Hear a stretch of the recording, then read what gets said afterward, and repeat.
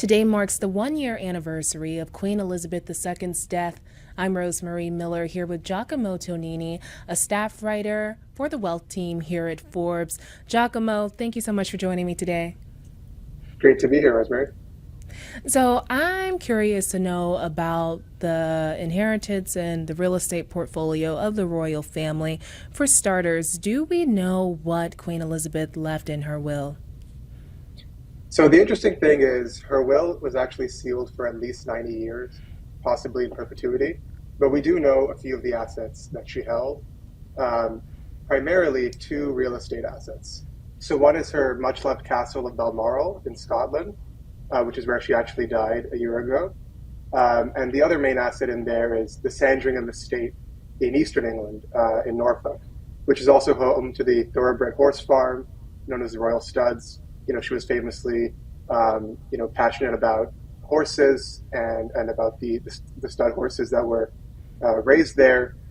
We know for sure, most likely, that Charles would have inherited those two assets.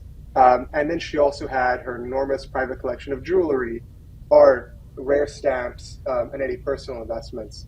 A lot of those assets were immensely valuable, but it's often been difficult to try to parse what she owned personally, as far as these stamps and jewelry and art, and what is sort of held by the British family, but is in museums and palaces and things that the public can view. But we conservatively estimated her net worth last year at the time of her death at $500 million. And when I said it's most likely it was inherited by Charles, is because thanks to a 1993 agreement between the British government and the royal family, there is no inheritance tax levied on transfers of property from one sovereign to another. So the only way she would have been able to, avoid the inheritance tax is if it had all passed down to Charles, which seems most likely given sort of the size of the fortune that we're talking about here. So, could you tell us what the most valuable asset that King Charles inherited was? For sure. So, of the assets that we do know, it is Balmoral, the castle in Scotland. Last year, we valued it at around $118 million. And Balmoral it's unique in that obviously, anyone who's followed the royal family, we know about all these famous palaces, right? Buckingham Palace, Windsor Castle. Those are two castles where they live. But Balmoral is interesting because it's personally owned by the Queen, or was personally owned by the Queen and now by the King. And same thing with Sandringham. And Balmoral is interesting also because it was first purchased back in 1852 by Prince Albert for his wife, Queen Victoria. And the sale price, we have it from records, was £32,000, which would be around, $4.5 to $5 million today. It's 50,000 acres. There's a golf course, woodlands, even an obelisk. And it's been in the family for a long time, and it's one of their most prized possessions.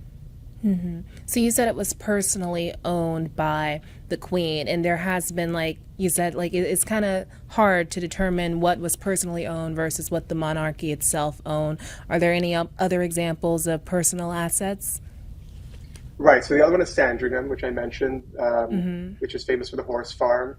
It also has, rental properties spread across 13 villages around there that are owned by the king now and rented to, anyone who wants to rent there.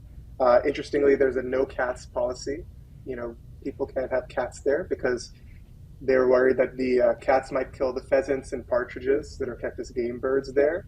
And the Royal Studs there, the horse breeding farm, has also been an important source of revenue for, before for the Queen and not for the King. Many of those horses were sold, might continue to be sold now reportedly to scale that down.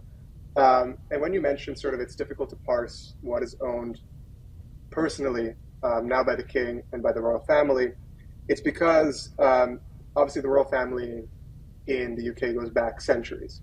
And most land in England, publicly owned land, is called crown land in the sense that it's owned by the state, owned by the crown. That doesn't mean it's owned by the king or the queen. And there's all these famous assets that are owned by the crown, and that means that whoever is currently king or queen, in theory, owns it because they're the current monarch. But it's not a personal possession. When they die, it'll pass on to their successor, and it's sort of like government property, even though it's not owned by the government.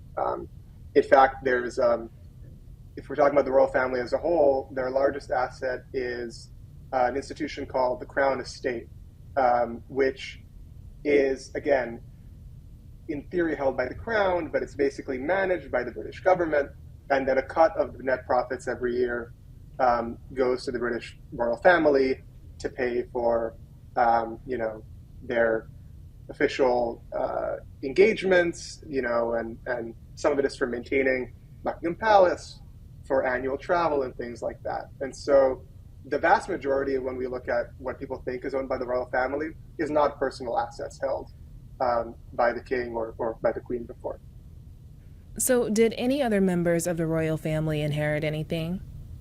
So the thing is, we won't really know that because the will was sealed. What was interesting was when Prince Philip died, we also don't know how it was, how he bequeathed it to whoever else. He had an art collection estimated at $2.3 million at the time of his death. If he had, passed it on to the queen, he would have avoided the inheritance tax, like I mentioned before. And if she then passed it on to Charles, that would have also passed on tax-free. The thing is, if she had left anything to anyone else, she would have had to pay a pretty hefty inheritance tax on that inheritance. And so, potentially she did, but it wouldn't really have made sense.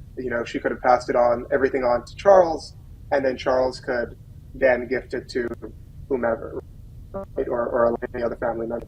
Other royals do have their own personal, assets, their own homes and other real estate. But it's unlikely, I think, given sort of the inheritance tax provisions, that she would have given anything of sort of real significant value, that would have had a big tax burden to anyone else in the royal family. Okay, so could you tell us what's the family's current fortune?